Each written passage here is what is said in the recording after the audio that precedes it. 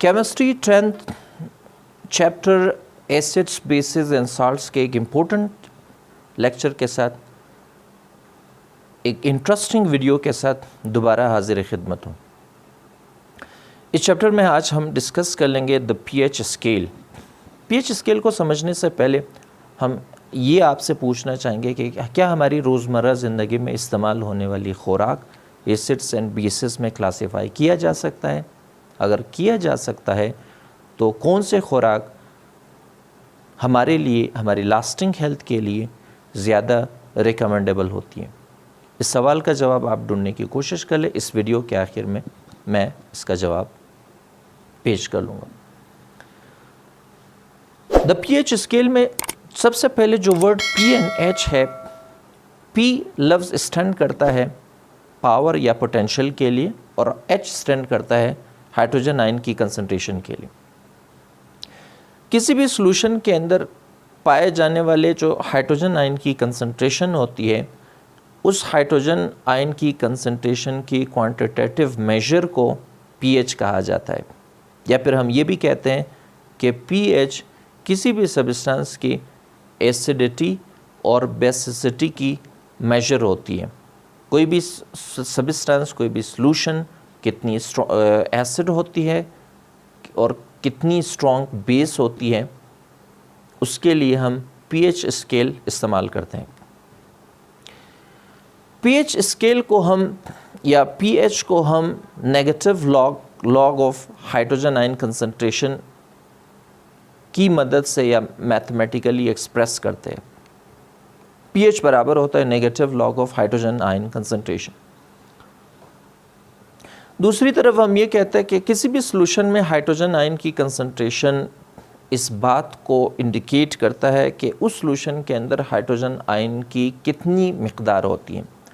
जितना किसी सॉल्यूशन के अंदर हाइड्रोजन आयन की कंसंट्रेशन ज़्यादा होगी, उतना ही वो सब्सटेंस स्ट्रॉन्ग एसिड होगी। जितना किसी भी सब्सटेंस के अंदर हाइड्रोजन आयन की कंसंट्रेशन कम होगी, उतना ही वो वीकर एसिड होगी। या फिर इसी तरह से हाइड्रोजन आयन की कंसंट्रेशन बहुत ही कम हो तो ऐसे सॉल्यूशंस बेसिक प्रॉपर्टी के हामिल हो सकते हैं।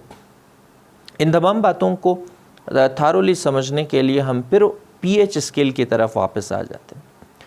चूँकि एक सॉल्यूशंस के अंदर पाए जाने वाले हाइड्रोजन आयन कंसंट्रेशन उस total number of molecules solution के बहुत ही कम होते हैं, इस वजह से जो हाइड्रोजन आयन की कंसंट्रेशन होती है वो 10⁻⁻1, 10⁻⁻2 और इसी तरह से 10⁻⁻14 तक की रेंज में हो सकती हैं।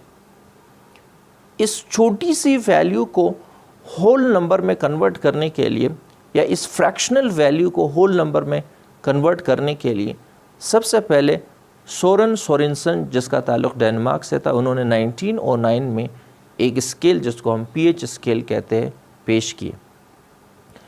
पीएच स्केल में सबसे ज़्यादा जो वैल्यू होती है वो 14 होती है और सबसे कम वैल्यू 0 होती है, और ये वैल्यू 0 से 14 तक चली जाती है। 0 से लेकर 7 तक जिन सब्सटेंसेस के पीएच होते हैं ये एसिडिक रेंज में लाई करते हैं, और फिर इसी तरह से 7 to 14 जिन सब्सटेंसेस की पीएच होती है वो बेसिक खसूसियात के हामिल होते हैं, और 7 ख़ुद जो है न्यूट्रल खसूसियत को इंडिकेट करता है। अगर हम ये समझना चाहें कि किसी भी सॉल्यूशन के अंदर हाइड्रोजन आयन की कंसंट्रेशन को किस तरह से हम मेजर कर लेंगे और फिर इसको पीएच के सांचे में कैसे डाला जाता है, उसके लिए हम कुछ एग्जांपल्स को डिस्कस कर लेंगे। मिसाल के तौर पर हमारे पास एक सॉल्यूशन है, उस सॉल्यूशन में हाइड्रोजन आयन की कंसंट्रेशन जो है वो 1/1 या 10/10, जो कि 10 की पावर 0 के बराबर, जिसको हम 1 मोल पर लीटर कहते हैं। इसका मतलब ये है कि अगर किसी भी सब्सटेंस को आप इक्वस मीडियम में डालते हो और उसके आउट ऑफ एक मालिक्यूल, हर एक मालिक्यूल में से एक मालिक्यूल ही आयनाइज हो, या फिर 10 मालिक्यूल्स में से 10 मालिक्यूल आयनाइज हो, या 100 मालिक्यूल्स अगर है तो 100 के 100 मालिक्यूल्स आयनाइज हो, तो इसका मतलब है कि उसमें हाइड्रोजन आयन की कंसंट्रेशन की जो वैल्यू होगी वो 10⁻�0 जो कि 1 के बराबर होती है 1 मोल पर लीटर के बराबर होगा। इसका मतलब है उस सॉल्यूशन में जितने भी आप उस सब्सटेंस को सॉल्यूशन के अंदर डालोगे, अगर वो 1 मालिक्यूल है तो वो 1 मालिक्यूल आयनाइज होगी और उतनी हाइड्रोजन आयन प्रोड्यूस होगी करेगी।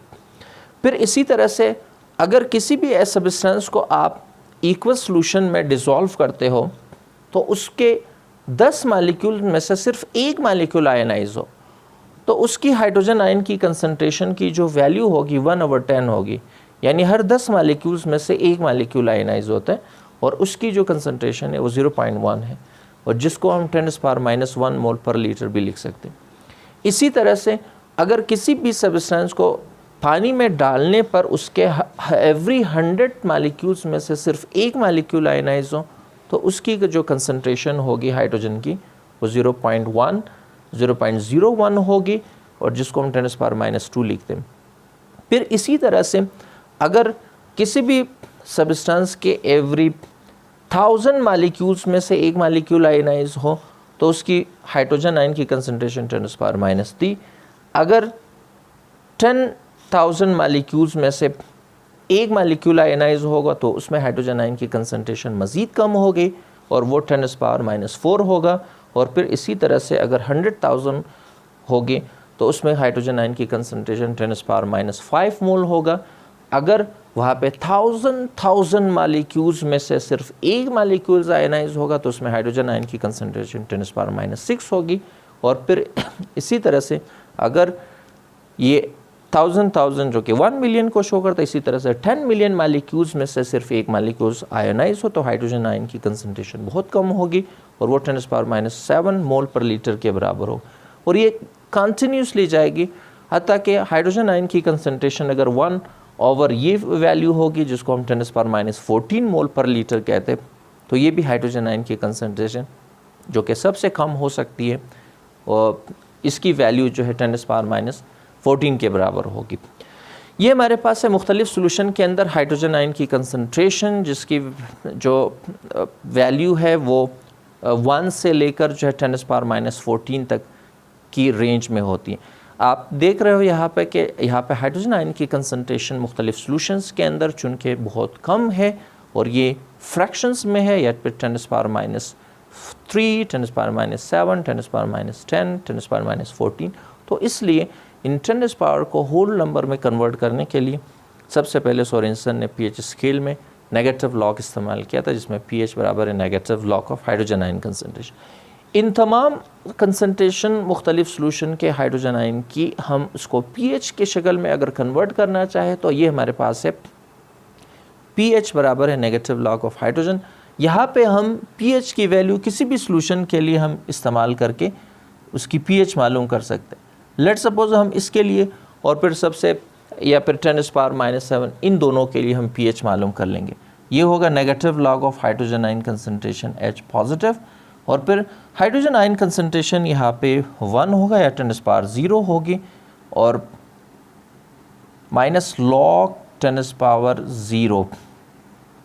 तो ये जो 10⁻�0 होगा 0 यहाँ पे सामने आके 0 और फिर जो है ये लॉग 1 यहाँ पे आ जाएगी और ये पूरी 0 के बराबर आ जाएगी। तो इसका मतलब है ऐसा सॉल्यूशन जिसका पीएच 0 हो, जिसमें हाइड्रोजन आयन की कंसंट्रेशन 10⁻�0 हो, वो सबसे स्ट्रॉन्ग एसिड होगा और उसका पीएच 0 के बराबर होगी। फिर इसी तरह से अगर हम 10⁻⁻7 की बात कर लें तो बिल्कुल इसी तरह से 10⁻⁻7 में हमारे पास negative log hydrogen ion concentration की जगह 10⁻⁻7 लिखेंगे। ये -7 एक्सपोनेंट जो है ये शुरू में आ जाएगी और यहाँ पे -7 आप लिखेंगे, ये log 1 होगा, log 1 की वैल्यू 1 आ जाएगी, माइनस इंटू माइनस प्लस होगा और ये हमारे पास है एक सॉल्यूशन की पीएच जो कि 7 के बराबर होती है और 7 का मतलब है न्यूट्रल। अमूमन जो प्योर वाटर होती है उसकी जो पीएच होती है वो 7 के बराबर होता है और प्योर वाटर जो है ये न्यूट्रल स्पीशी होती है। फिर अगर हम लास्ट में इसकी पीएच मालूम कर ले कि ये पीएच बराबर होगी negative log hydrogen ion concentration की जगह 10⁻⁻14 आ जाएगा और ये 10⁻⁻14 यहाँ पे -14 और प्लस -1 सॉरी ये 14 के बराबर आ जाएगा। फिर हमारे पास pH बराबर होगी 14 के। तो जिस सॉल्यूशन का जो pH होगा वो 14 होगी, वो सबसे स्ट्रॉन्ग बेस होगा। यहाँ पे हाइड्रोजन आयन की कंसंट्रेशन बहुत कम है। तो हमने ये देखना है कि 0 से लेकर 7 तक जो pH और एसिटिक स्ट्रेंथ होती है उसमें 0 सबसे स्ट्रॉन्ग एसिड को शो करता है, 1 उससे कमज़ोर एसिड को, 2 उससे कमज़ोर एसिड को, 3 उससे कमज़ोर एसिड को, और फिर 4, 5, 6 बिलतरतीब कमज़ोर एसिड्स को ही शो करते हैं। फिर इसी तरह से 8 वीक बेस को शो करेगा, 9 उससे स्ट्रॉन्गर बेस को, और फिर 10, 11, 12, 13 एंड 14 बिलतरतीब स्ट्रॉन्ग और उससे स्ट्रॉन्ग बेसिस को कंपैरेटिवली शो करेंगे। ये हमारे पास है pH स्केल। शुरू में आपसे सवाल हमने पूछा था कि क्या हमारी रोज़मर्रा ज़िंदगी में इस्तेमाल होने वाली खुराक एसिडिक और बेसिक होते हैं, और अगर एसिडिक और बेसिक होते हैं तो उसमें कौन सी खुराक हमारी लास्टिंग हेल्थ के लिए फ़ायदेमंद है। इस सवाल का जवाब ये, हमारी खुराक जो है 2 कंपोनेंट्स पर मुश्तमिल होती है, एक वेज और दूसरी नॉन वेज। में वो तमाम लीफ़ी वेजिटेबल्स या फिर ग्रीन लीफ़ी वेजिटेबल्स जिनको हम सब्ज़ियाँ कहते हैं, ये ज़्यादातर बेसिक खसूसियात के हामिल होते हैं, उसमें फ्रूट्स भी शामिल। फिर इसी तरह से जो मीट्स होते हैं नॉन वेज, या जो गोश्त होते हैं, वो ज़्यादातर एसिडिक प्रॉपर्टी के हामिल होते हैं।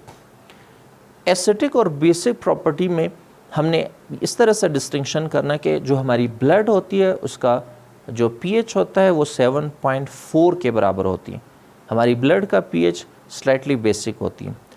इसका मतलब ये है कि हमारी जिस्म को ज़्यादातर